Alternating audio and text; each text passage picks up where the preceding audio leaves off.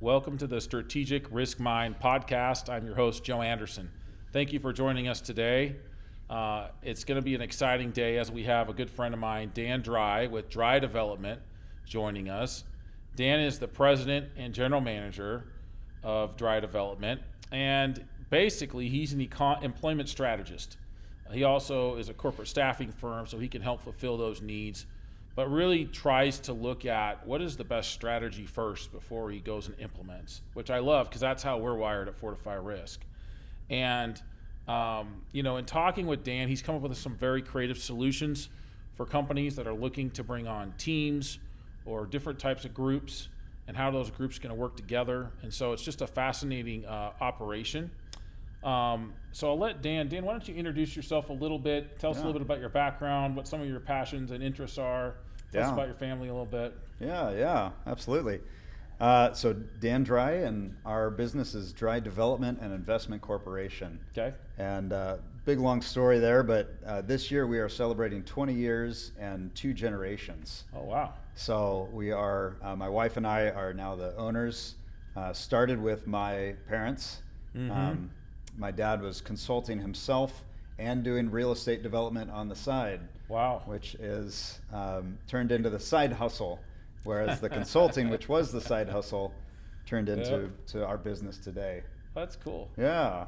So awesome. That's a little bit of our brief history anyways. Yeah, and tell us about your background a little bit. Yeah, so I started in workforce readiness training. Uh-huh. So company that would help people write resumes, effectively job search, how do you dress for an interview, get the job, keep the job, grow within the job kind of a thing. And then I joined our family business almost 10 years ago. And we've shifted, or I've shifted, working from the candidate side exclusively to working with more of the companies that are looking to hire. Obviously, part of that is I'm still working with plenty of candidates and individuals looking for work, but my focus is really working with the companies. That's interesting, huh? Yeah. And so if you were out on a free day and you wanted to do something fun, what would you end up doing? Oh man, anything outdoors. Yeah. Just getting out and breathing fresh air. Yeah. Getting out hiking or out on the water, or anything that I can do to not be indoors. Yeah, that's awesome. Is what I'd pursue. And your family, you're in town here in Idaho, so you have. Tell us about your family a little bit. Yeah, so we're here in Idaho. Very fortunate to live here and move here when we did. We moved here in 2019. Okay. Couldn't have planned it any better. That was the grace of God in moving us here at that time. Nice.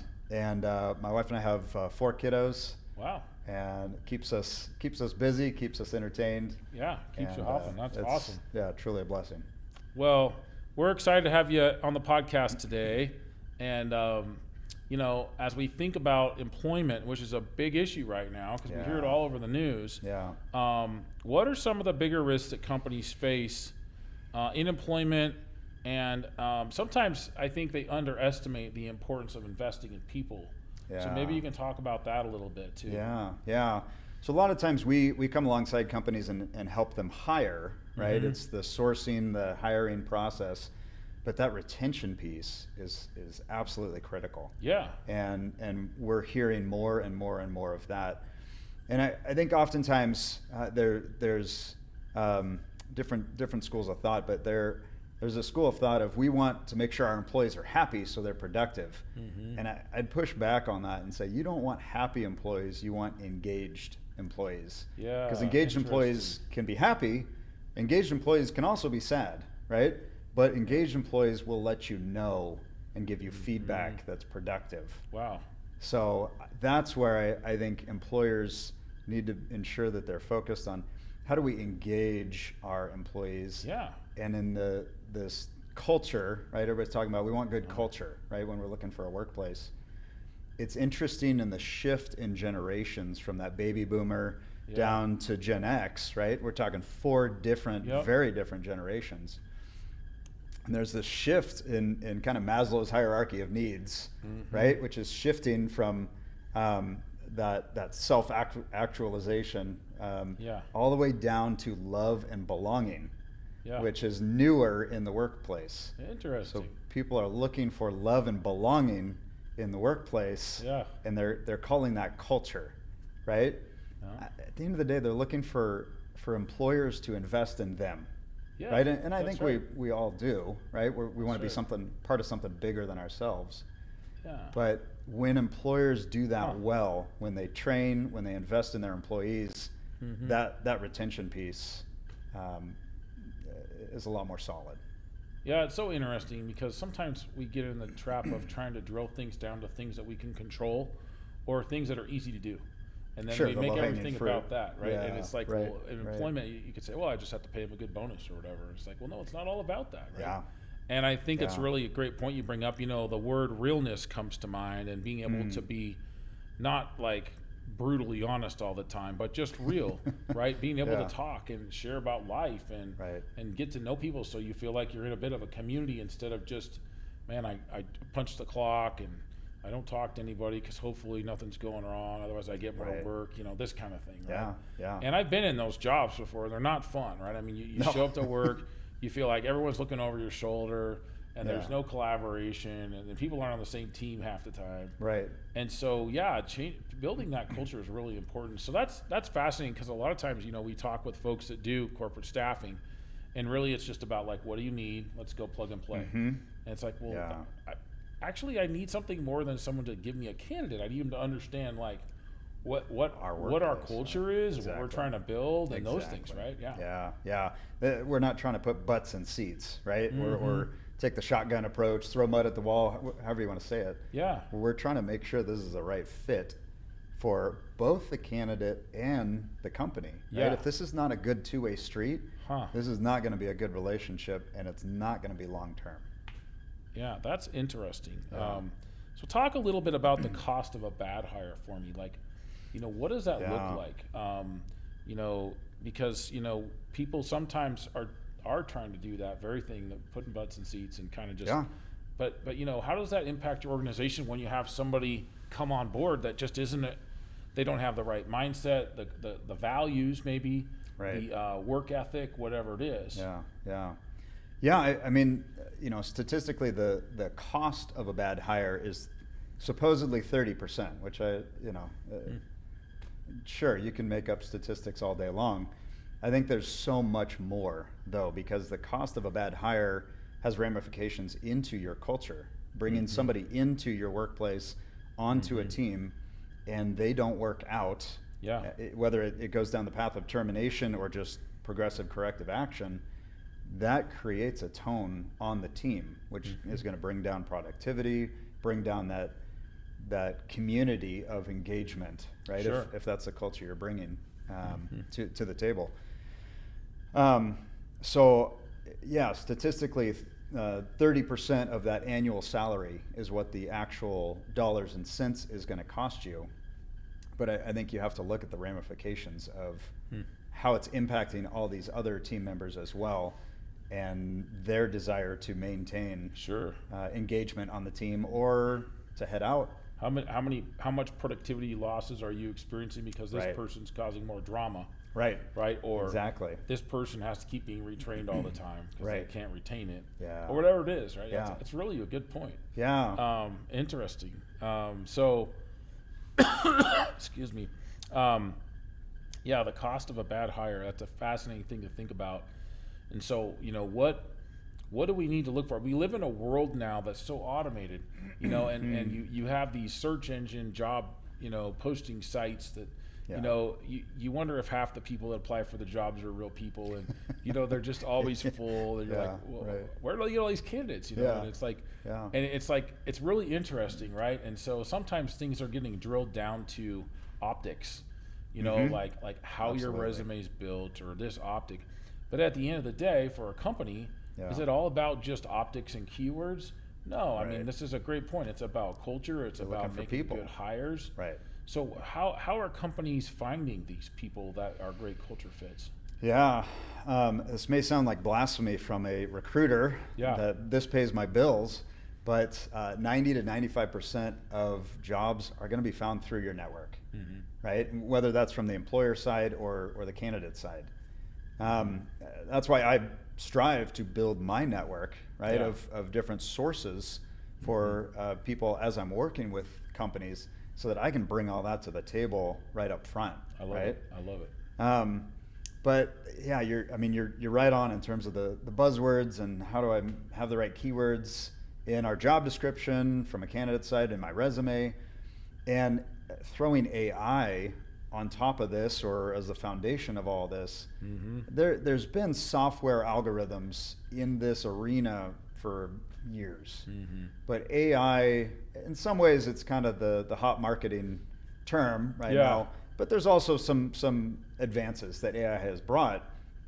What AI is great at, though, is identifying AI and saying, no, that's fake. And I don't want that, right? So there's job descriptions that are created exclusively through AI, right? You go to your favorite AI software, whatever it is, and say, here's the job I need, give me the job description. Great, that looks good, copy, paste, post, right? And that's where employers go wrong. Because on the flip side, candidates do the same thing with resumes. Yeah. And so AI resumes and AI job descriptions are not going to find each other, right? You have to make your job description and your resume sound like a human. So use AI. AI is a great tool. It's a great resource. You should understand it and use it. Use it for the heavy lifting, and then make your job description sound like a human. Yeah. Right? And sound like make it real. the workplace that you actually want to attract. I think that's a good point, because I think sometimes job descriptions can be very technical. They can be very specific to a work. How many hours, what education or degrees you need.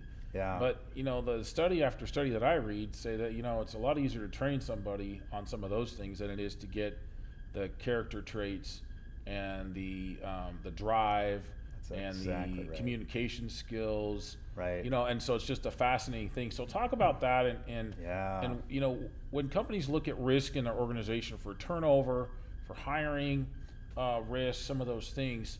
How do you work with companies that in those areas to help them identify what those are before they're out putting their job description out?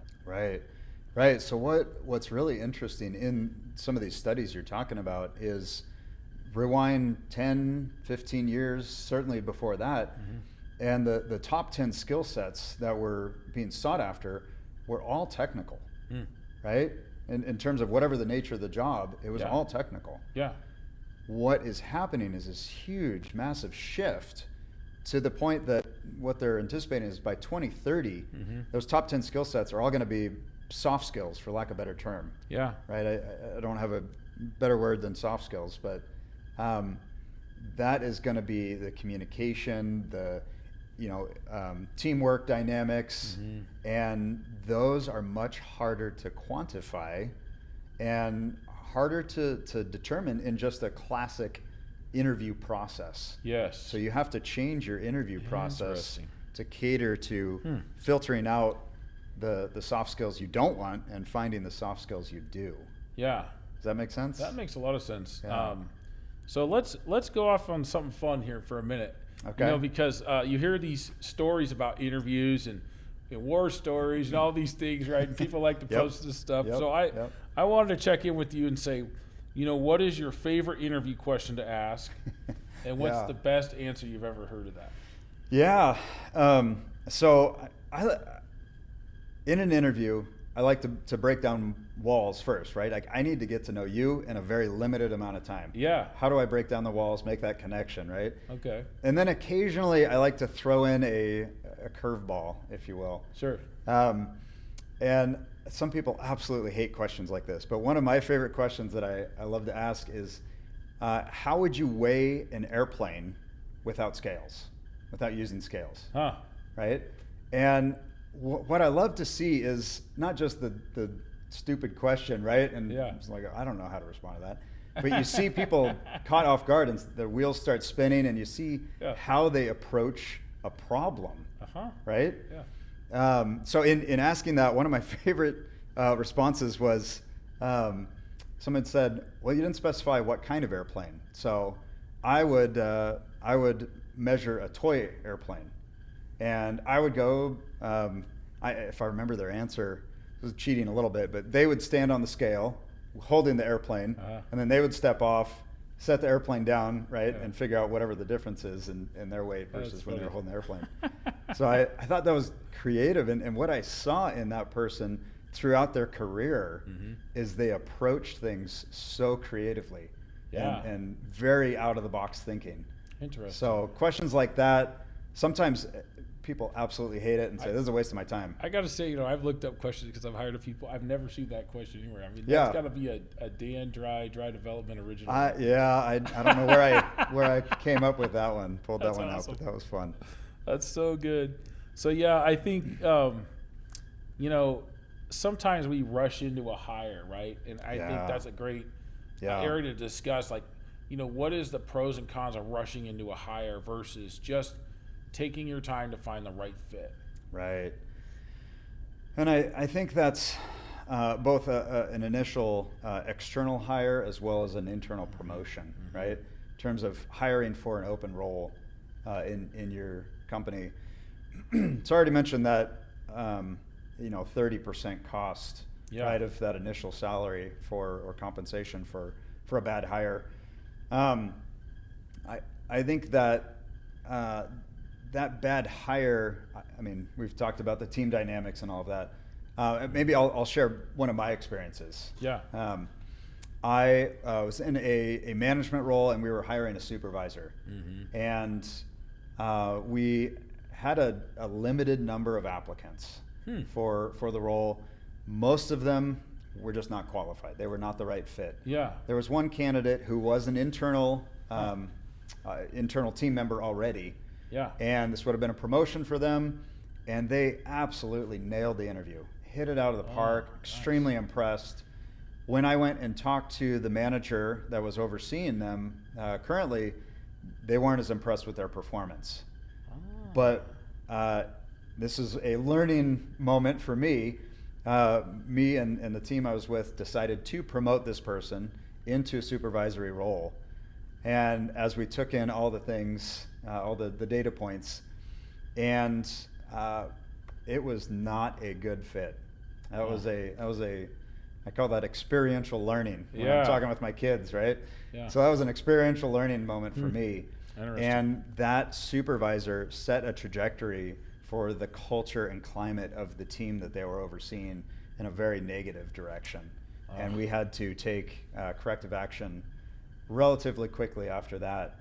So I learned a lot from that moment. And sometimes if there's not the candidate that you said, yes, this is the right fit, then don't. It's not worth it. Don't. Fill in the gaps with whoever you can. Bring somebody up for maybe a try before you buy opportunity, right? Call it a training opportunity for them, but don't promote them officially. There's all sorts of different levers you can pull to still get that leadership or that hire in place without making a mistake. Yeah, that's really interesting. Yeah. So I know you've also worked with companies that have employment lawsuits, different kinds of risks, not just in the lack of productivity or replacing employees, but some of the ways that they work with employees, right? Yeah. And some of that is another risk. And we have a dynamic changing world, and so job descriptions become really important because those can change pretty quickly. I just think it's interesting to kind of think about, like, what is the job description when, you have all kinds of different things coming in and taking off pieces, and now the job changes and you got to adapt to this, and it's fascinating, right? And and so I think there is some risk in that piece of, the traditional, harassment, discrimination stuff, but then also, like, what is the job? How do we document the job? How do we train for the job? You hear a lot about people going into jobs and not getting training. Right. I just think it's interesting. Deep into the pool as you're training. Yeah. Right? Go ahead and do it. Just trial and error. Yeah. But we'll get mad at you if you make the error. Right. Yeah. Don't mess up too bad. No, I firmly believe that good onboarding begins with the job description. And I think that good job descriptions begin with the culture, right? Your core values, your mission, your vision. That's great. If you don't have that defined, you're off course from the very beginning. And in creating a good job description, you need to define truly what is the need. Not just, okay, this person left, there's a vacancy, we have to fill that role.